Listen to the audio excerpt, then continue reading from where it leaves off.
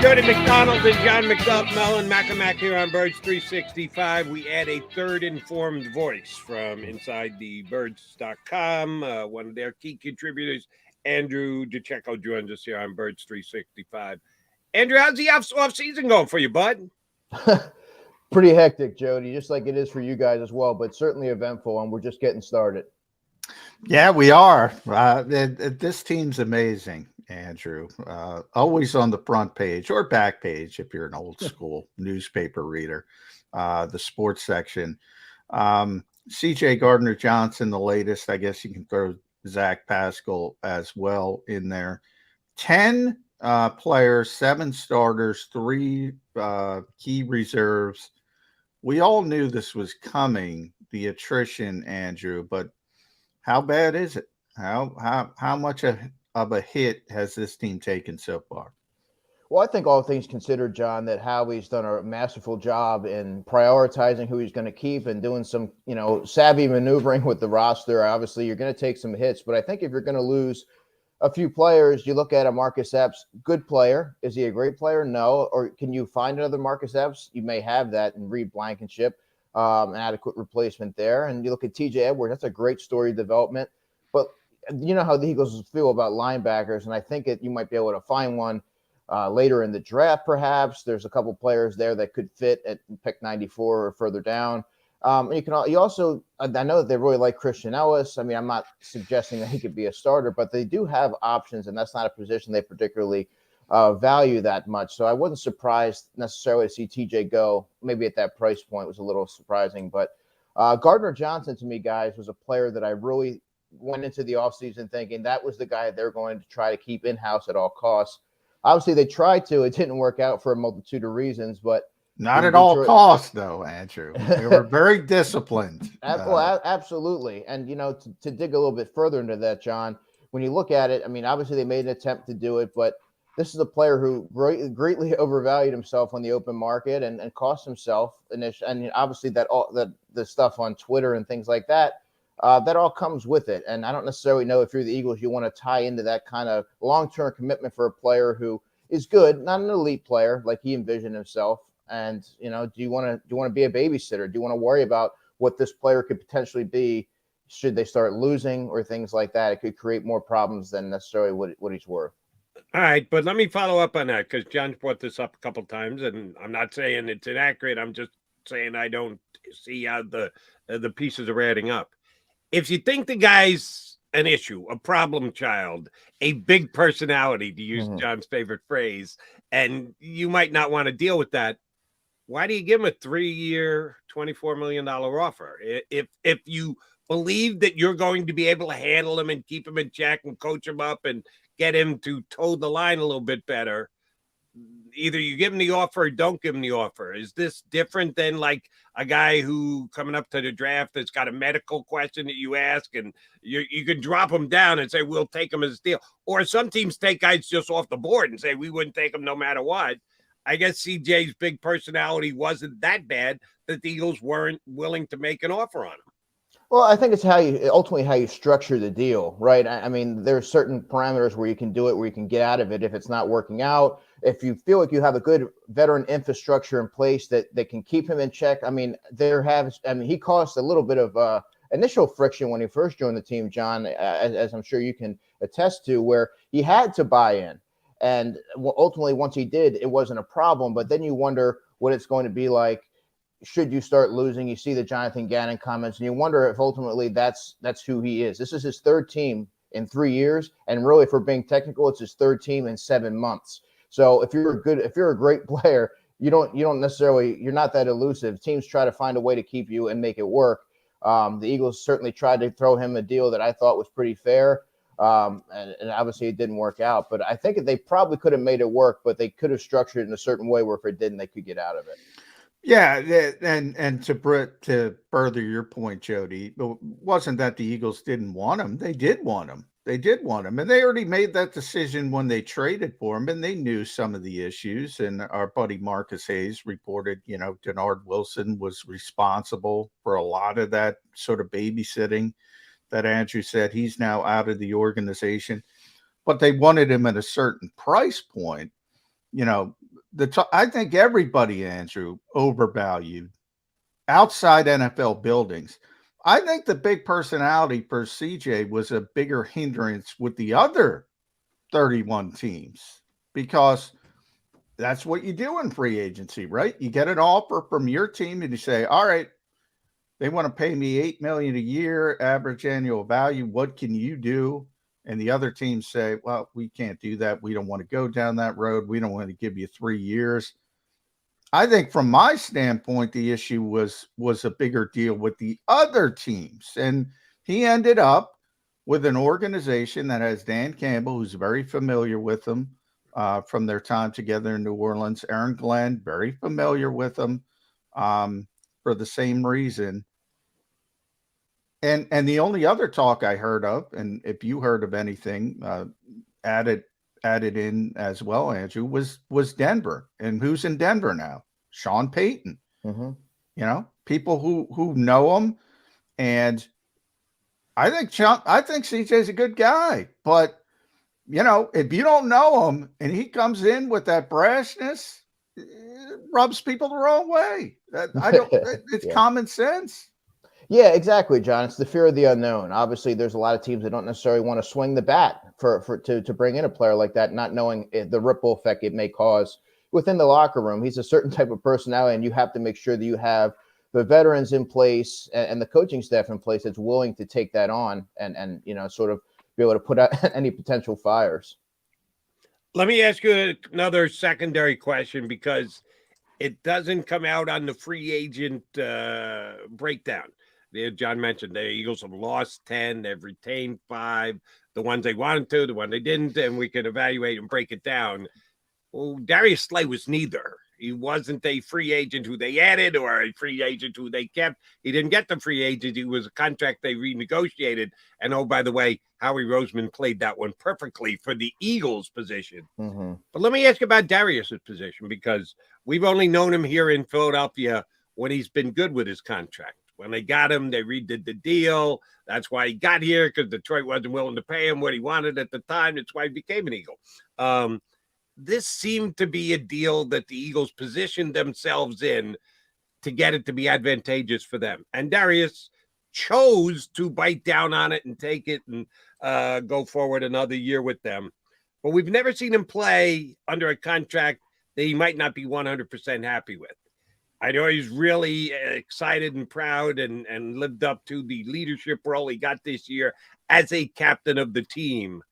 Should Eagle fans have any fear that he's either distracted because he's playing under a contract that he might not love, and or that he could be a guy who's just not as focused and might even have a little bit of a chip on his shoulder this year because the Eagles outmaneuvered he and his agent this offseason? Do you think that's a concern for the way Slay plays this year? Distraction, no. I think if we've learned one thing from Darius Slay since he's been here in Philadelphia, I think he's been a quintessential pro. I think that the chip on the shoulder that you alluded to, Jody, could play into could be a good thing, right? I mean, he's looking at it. If you're looking at it from his perspective, he's 32 years old. He may be perceived as losing a step. You see and read a lot of the things that are out there that maybe that second half of the season your play trailed off a little bit. You go out there wanting to prove your worth and that you're still a bona fide top 10 corner in this league, which he is. And I think that as far as it being a distraction, I don't see that at all. I think that he's very well liked in that locker room. He's been a pro since he's been here. He wants to be here, which I think is a really important factor in this whole thing. And I think that he doesn't take the captainship lightly. I think that he's going to be the player that we've seen probably the first half of last season, I would say. Andrew, I know you know how these things work. So yesterday, Bijan Robinson put something on Instagram that indicated he was in Philadelphia. There's not a lot of reasons for Bijan to be in Philadelphia other than visiting with the Eagles. So you can put 2 and 2 together. I get up this morning, I open up my email. Sure enough, I got a sports book. They sent me the Eagles' first round draft pick odds. And I'm not going to say the sports book because you should go to the Ocean Casino Resort, the Gallery Sports Bar. That's where you should be doing all your gambling. But Nice. nonetheless, I will say the odds for the Eagles' first-round pick, and remember they have 2 of them, but this is more for number 10 overall. Guess who number 1 is? Yes, Bijan Robinson. Wow. The Eagles are not taking a running back to 10 overall, are they? No, I could see them trading down from 10 and maybe making that pick. But I mean, I have a hard time envisioning the Eagles taking a running back in the first round, John, just based on history alone. Possibly number 30, maybe looking at a Jamar Gibbs from Alabama. But I mean, that's awfully rich considering all the other holes that they have on the roster and knowing the history of the general manager. I mean, Bijan Robinson, the Eagles don't just throw away the teams in general don't throw away these top 30 visits. So obviously there's a lot of genuine interest there, I would imagine. But I mean, could you imagine what he would add to that offense? Well, that's what I was kind of going down. I mean, Andrew, if you look at where this team is, and we'll kind of talk about the defense as well. I mean, they've suffered more attrition. You know, maybe they're thinking, well, we're going to have to outscore people. And we already got the quarterback. We got 2 great receivers. We got the tight end. We got the offensive line. You add a real top tier potential running back to the mix. That's going to be tough to stop. And maybe you go about winning games differently. You win shootouts versus, having the number 2 ranked defense, the number 1 ranked passing defense, because somebody's got to play linebacker. Somebody's got to play safety. And I agree with you. They like Christian Ellis, but I don't think they want him to be the starting middle linebacker. They just signed Justin Evans. I mean, he was a former 2nd-round pick, but I don't think they want him starting at safety. No. Somebody's got to play those positions, and right now it's not looking good. So why not try to win a shootout and bring all the talent in on the offensive side of the football? Obviously, I'm playing devil's advocate. But. No, I mean the logic would make sense, but I think that the Eagles, their longstanding philosophy in fortifying the trenches to me would seem like the most logical way to go there. Maybe you look at a Devin Witherspoon there at 10. But I mean, the possibilities for with Bijan Robinson in the backfield, I mean, he's an explosive 3-down running back that completely alters the dimension of your offense and alleviates a lot of pressure from Jalen Hurts having to shoulder the load in the running game, the power running game particularly. But I think if they do address running back, I just don't see it being with Bijan Robinson that high in the draft. All right, since we're going down they're going to need to win games 38-35 road, how about an upgrade at the 3rd wide receiver position? Mm-hmm. They now actually need depth with Zach Pascal going out the door, and Quez Watkins did not have a good year last year. How early will the Eagles address an upgrade at wide receiver this year in the draft? It's a great question. Obviously, there's a couple. There's a free agent option out there, Isaiah McKenzie, who you could probably have at a low cost deal. Really explosive short player, the short area quickness, good 3rd receiver. But if they go the draft route, Jody, I would say, I mean, you could look at pick 30, maybe a Josh Downs from UNC. You look at pick 94 for me. I like a guy named Jaden Reed from Michigan State who offers punt return and kick return ability, and I think he could be a good vertical slot as a rookie. I think pick 94 to me seems like a great spot, because then after that, obviously there's going to be some draft maneuvering, but obviously after that, you don't want to rely on a 7th-round pick to make that impact. So that to me, I would circle pick 94 as an ideal spot to grab one of those multifaceted receivers in the draft, because you ideally would want to get one with some return upside to have that going as well, maybe to push Britton Covey in camp. I want to go back to safety a little bit, Andrew. The Eagles made it very clear. They signed Justin Evans. They made it very clear behind the scenes that they are not done at that position. They don't want to think they don't want fans to think they signed Justin Evans to be a starter next to Reed Blankenship. That's not what went on yesterday. You saw it on Twitter, though. They said he can't be starting. Yeah. Oh, yeah. Well, that's what I mean. Everybody jumps. That's the plan. That's not the plan. They're going to add more bodies at the position, whether it comes in free agency or the draft. But we'll start with free agency, because safety's another position. I find it, and especially this year, I find it very hard to believe they'd go safety in the 1st round. But there is some depth on the free agent market. Typically, when you're this deep, one of the reasons you heard a lot of, why sign Fletcher Cox and not CJ? Well, there's not a lot of defensive tackles out there. John Johnson, Adrian Amos, Jalen Mills, Taylor Rapp. These are all starting level players in the NFL. They're still on the market. Of those guys, you do a lot of film work. Who do you think the best fit is for that Sean Desai, Jonathan Gannon, Vic Fangio type scheme? It's a great question, John. So I've long liked John Johnson's film. I think that he had a really good season last year in Cleveland. To me, I think the option that, and I've written about this, I think the option that I thought would be the most logical would be Adrian Amos. He was with Sean Desai in Chicago for 4 years when Desai was the defensive quality control coach. I think he's been a steady veteran throughout his career, good leadership, someone who I think can mentor a young player, and because he's known for his leadership, and he can also help sort of implement Desai's, assuming it's this similar coverage styles and schemes, can help implement that to the defensive backs.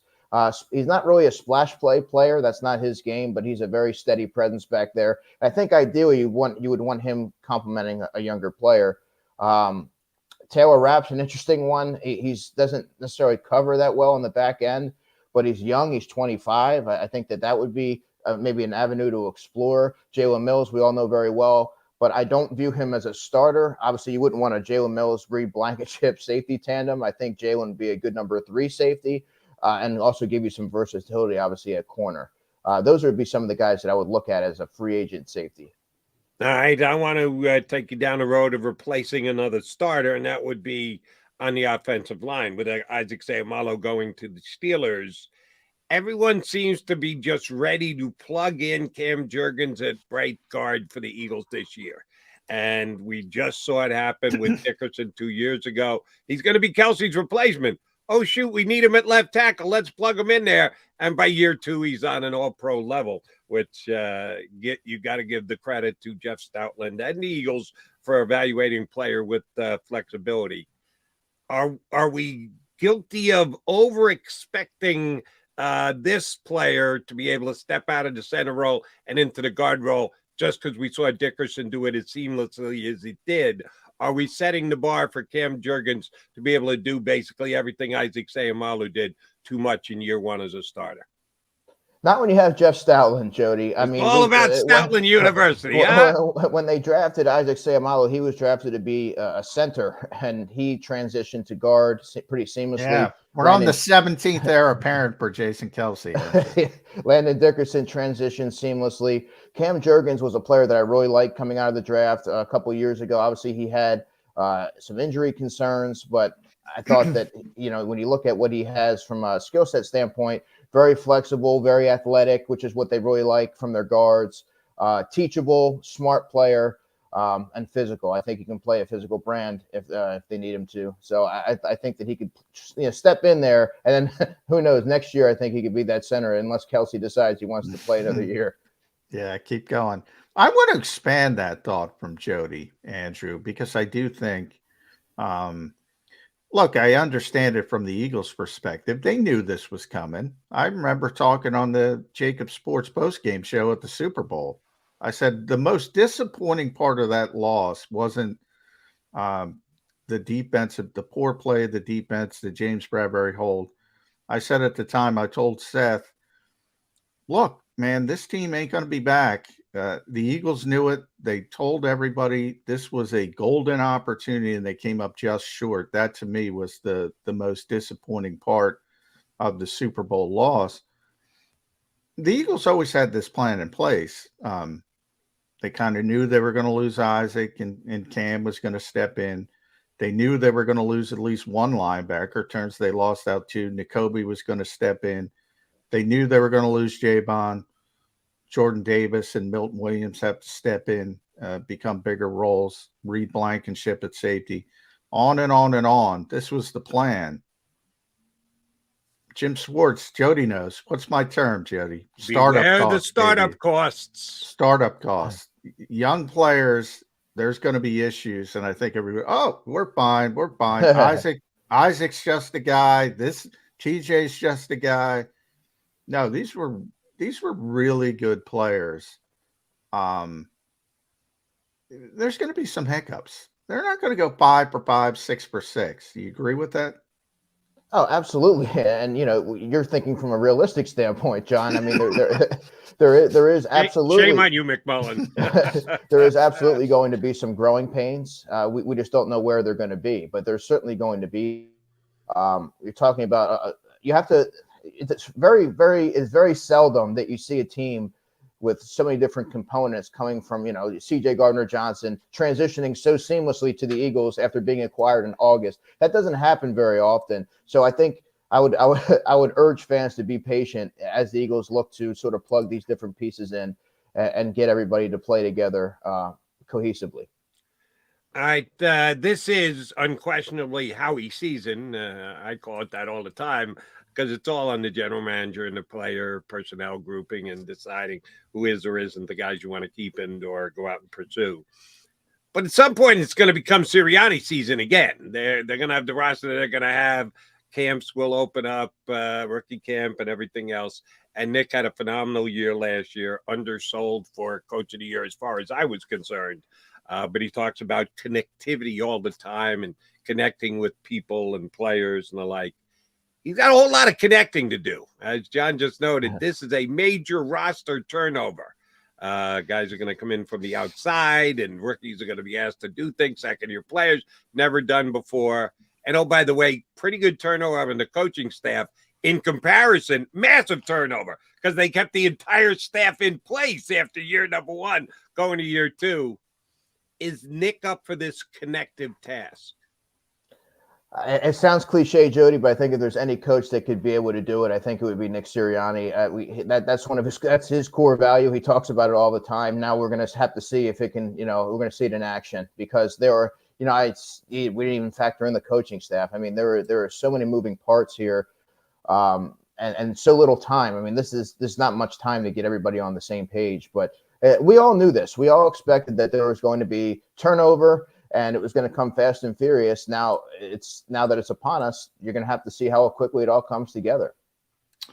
At Andrew Dicecco. Wait, I gotta make sure I'm right because you are right. At A Dicecco NFL, not that. Follow Andrew on Twitter at Andrew Dicecco. Read him at InsideTheBirds.com. Does a tremendous job. Got a mock draft. Coming up. Nice. Our buddy Jeff Mosher over there, Adam Kaplan as well.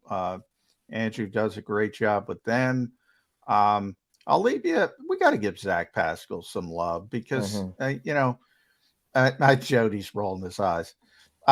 Zach came in. I think he blocked me 2 days in. But he turned out to be a really nice guy. Look, when you're a wide receiver in this league, the last thing you want to be known for, or the last thing about the first thing that wants to come up is your blocking ability. Look, if people say you're a good blocker, you're probably not the wide receiver you want to be. However, while I say that, he was a really good blocker. PFF had him number 3 overall in the NFL. Eagles had obviously tremendous success in the running game. It's not an important role, but it's a role. And it was important for this team. And it's not easy to replace. Is that a bigger loss than we give it than Jody rolling his eyes there? I'm glad you brought up Zach Pascal, John. He was a guy that I sought out at the Super Bowl to talk about, write a story about, because a lot of what he did really went unseen throughout the weeks. I thought he did a lot of selfless, dirty work to free teammates up to create first downs and touchdowns. Really good blocking on the perimeter. It wasn't a gaudy job by any means, but he embraced it, and I thought he carried out his assignments more than well. And they don't have a player on the team that could do that right now. So you do want to get. Listen, is he going to be replaceable? Absolutely, but you can find. I think the Eagles need to find a player that can do that because as we saw, it added an impact to the offense and what he was able to do. It didn't necessarily show up in the box score, but definitely a loss there. All right. favorite word that both John and I use is jag. Just a guy. Yeah. Kaiser White, just a guy. I don't agree with just that. Just a guy. Marcus Epps, just a guy. No, you know who's just a guy? Zach Pascal. If that's your ticket in the NFL, you're a blocking wide receiver. Yeah, you'll be replaced. It's a luxury, but it's a luxury you miss once you had it. And he was a good leader. And he was a good leader on top of that. Yeah. I'd rather have a luxury guy who tackles. That's a little more important than blocking at the wide receiver position for me. And there were guys like Hines Ward. Now you know why Zach blocked good blocking wide receiver who could actually make plays and catch the ball and add yards in the passing game. He was such a good blocker. He not only blocked everybody on the field, he blocked me. He's certainly going to block Jody on Twitter. Not going to lose any sleep over that one. I could use a nap, but it won't be because I'm forlorn that Zach Pascal has blocked me. All right, here's my last question. We are still months away from the Eagles starting the season. At some point, most of the free agency, even though the Eagles are leaking information, they're not done at safety, and you guys ran through a couple of guys. None of them jumped. And all the names you threw out, just a guy. But we'll see what else they do. At some point, the contract extension for Jalen Hurts is going to get reignited. And people are going to start to pay attention. And people are going to start to question it. And they're like, just personally, I have an opinion. Be patient, Eagle fans, because this isn't happening anytime soon. Until we actually get someone bidding on Lamar Jackson, Burrow's not going to get done. Herbert's not going to get done. And Jalen, just out of the goodness of his heart for the Eagles, isn't going to do a deal without something to comp to. So I think you better be ready to hurry up and wait for the Jalen Hurts thing. When do you think? Give me a speculatory time period after the draft. Are we looking into May? Is it going into June? When does it become an issue? Why the hell can't the Eagles get the Jalen Hurts deal done? And who will feel more the wrath from Eagle Nation, Hurts or the Eagles? Well, the answer to that second part, I think, would be the Eagles. And I think that if I had to guess, I would probably say, I think it's going to be after the draft, Jody, probably May or June. I feel like this one's going to linger a little bit. Post-June 1st. June 1st is a key day in the NFL. Yeah. If you go back to Carson Wentz, he signed June 5th, June 6th, somewhere in that range.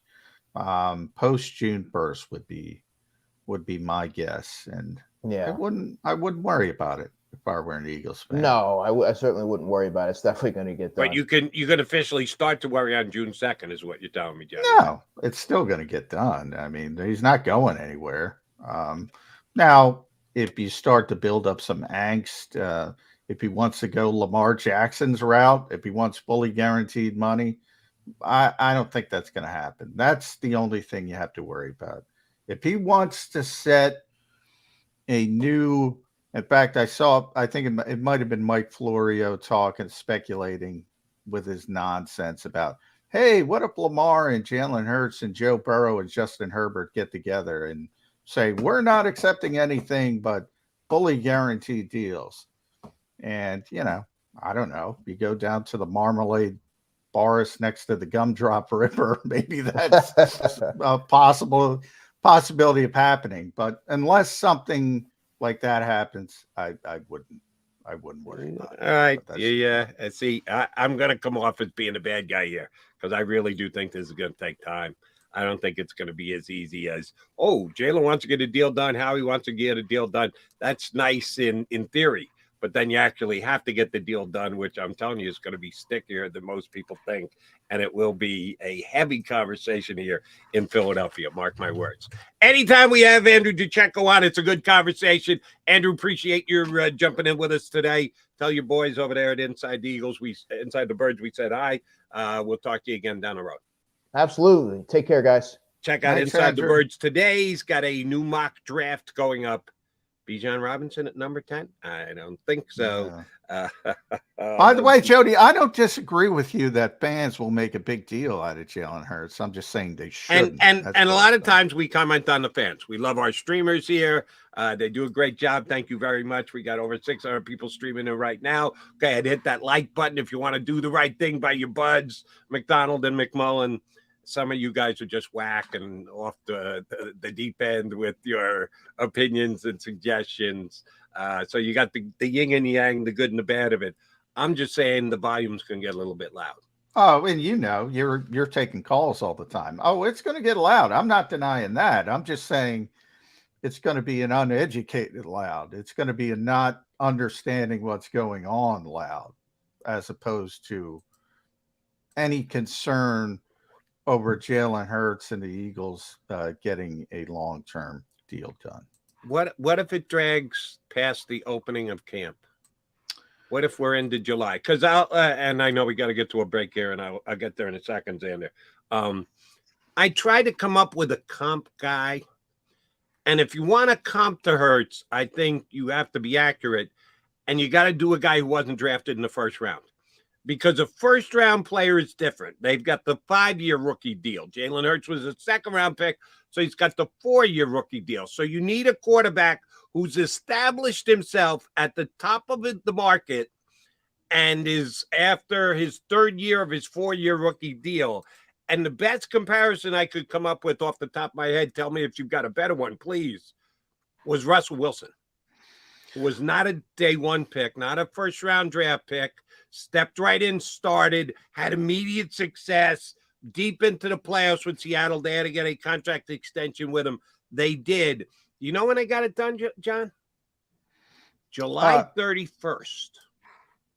It took that far after his 3rd year, before the start of his 4th year, to get the contract extension done with Russell Wilson. Yeah, right before camp. Remember, everybody doesn't do things the way the Eagles do things. The Eagles tend to do things early. Right before camp is a big time in the NFL. That's when people, as silly as it sounds, people go away for vacation and they say, all right, we got to get crap done before camp. And that's an indication to me. And you're right. That's the best comp, number one. The problem, what's complicated that, and we'll talk more about it after the break, is has complicated everything, Deshaun Watson. But I mean, that's a big day. Post June 1st, big day. Right before camp, big time in the NFL. There are certain little pockets where you look for, all right, this is where stuff's going to happen. But when you talk about the Eagles and other teams, it's difficult to compare because the Eagles are one of 2 or 3 or 4 teams that always try to get things done early, where other teams aren't as concerned with that kind of thing. It's just, it's one of the good things. This is a good organization. They generally do things the right way. Doesn't mean they get everything right. And one of the things they do the right way is they try to get deals done as early as possible. And by the way, when I say the right way from their perspective, because the earlier you get deals done, the more money you save in the long term. Joe Banner taught them that. They've never wavered from that. I know Joe's a dirty word in this league, but he's really good with finances. He taught them that, and they have continued down that road. All right, but let me play devil's advocate, and it's not a stretch because it's a reality. The Eagles were also a team who always liked to get those core guys done ahead of time and get a contract extension done before they get the free agency and the like, until they weren't, which was this year. And we got Howie's reasoning for it, that they didn't want to mess with the mojo and the chemistry of the clubhouse. And that's why they've got 10 guys walking out the door. So you can look back on history and say, this is the way the Eagles usually do business. And I think you got to give it its fair amount of credence, but it isn't hard and fast. But what happened there are exceptions to all rules. And that's what the exception. And Howie told you part of the truth, but the bigger part of the truth, which I've told you pretty consistently on this show, is they had no stinking leverage. Now, if they were, who's got the leverage right now, the Eagles or Jalen Hurts? no, I'm talking long term when you're talking about 10 players. If they were a 9-8 team, they would have got extensions done. So there's some good and bad to it. No, they weren't. They were a hell of a lot better than 9-8. So it was good they didn't get extensions done, and they made a run towards the Super Bowl. But because they made a run towards the Super Bowl and everybody and their mother had a career season, they couldn't get extensions done. And now Howie's telling the truth, as I said, partly. He's telling the truth. He didn't want to single people out. He didn't want to say, oh, I'm going to sign TJ, but I'm not going to sign Kaiser. I'm going to sign Marcus, but I'm not going to sign CJ, or vice versa. It's part of it. But the bigger part of it was you didn't have the money to sign all these guys because they're having these monster seasons. That was the bigger part. Johnny, I don't disagree with you. I think you've got a good read on it. But we're comping that to one specific contract extension that the Eagles kind of need to get done, and that's Jalen Hurts. And if you apply it, who's got better leverage than Jalen Hurts right now? Making maybe, and I'll give you a hot take here, see if you agree. The biggest 1 year to next year improvement in a quarterback in the NFL in 2 years, 4 years, 8 years, 10 years. The amount it's a long time of step up that Jalen Hurts did is unprecedented. I don't remember a quarterback jumping up as much as he did from 1 year to the next as Jalen Hurts did this past year. Well, if that isn't a guy with leverage who a team is going to have a tough time negotiating with, I don't know who is. Well, we got to go to break, so I'll give you this to mull over the break, Jody. What's the negative aspect? Where's Jalen going?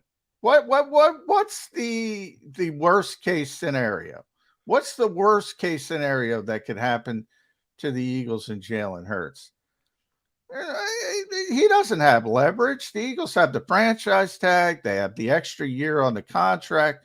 They have him at the bare minimum for 3 more years, even if he doesn't want to sign a contract. Right, but didn't we just go through the franchise tag thing that the Eagles don't use the franchise? They don't use it, but if they do, if they're forced to use it, they would certainly use it at the quarterback position more than safety, for instance.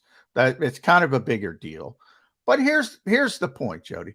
They want to pay Jalen Hurts. They're willing to pay Jalen Hurts. They're not trying to not pay him his market value. They have control over him for a minimum of 3 years. Last year on the contract, franchise tag, second franchise tag. That third one gets too expensive. He doesn't have as much leverage as you think. And that's the NFL system. Okay. But very similar stance to what you just said about they want to, they're willing to, they want to. I believe we heard that with the Ravens and Lamar Jackson this past year. And now I said that's the curveball. Does he want a fully guaranteed deal? That's the curveball. That's up to Jalen Hurts. Right. If he wants a fully guaranteed deal, if Joe Burrow wants a fully guaranteed deal, if Justin Herbert wants a fully guaranteed deal, well, then you could go down the Lamar Jackson road. You still got him for 3 years, just like Lamar's still with Baltimore. Understood, but I'm just saying there are hurdles that need to be gotten over in this contract extension for the Eagles star quarterback. McMullen and McDonald, we'll come back. We've got Eddie Kratz joining us in less than 20 minutes, so stay right here on Birds 365.